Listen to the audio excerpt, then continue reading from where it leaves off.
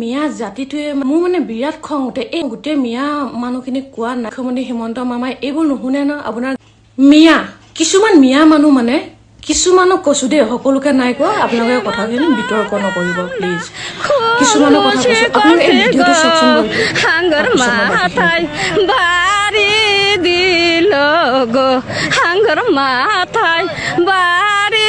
দিল গো দেখিছেনে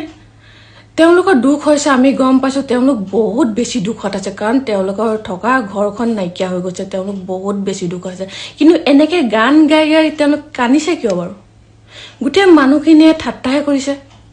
এই দুগৰাকী এগৰাকীৰ কাৰণে গোটেই মিয়া জাতিটোৱে মানে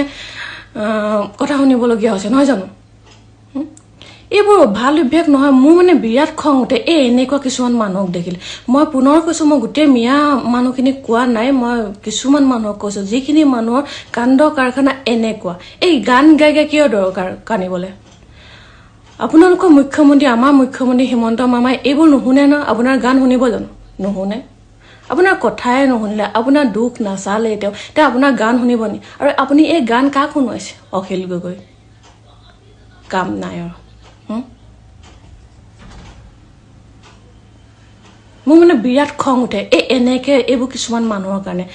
কানি কানি গান গাই গাই গাই গাই কিবা লাভ হ'ব নি একো লাভ নহয় গোটেই মানুহখিনি হাঁহিছেহে আপোনালোকৰ কাৰণে গোটেই মুছলমান মানুহখিনি হাঁহিছে গম পাইছে নাই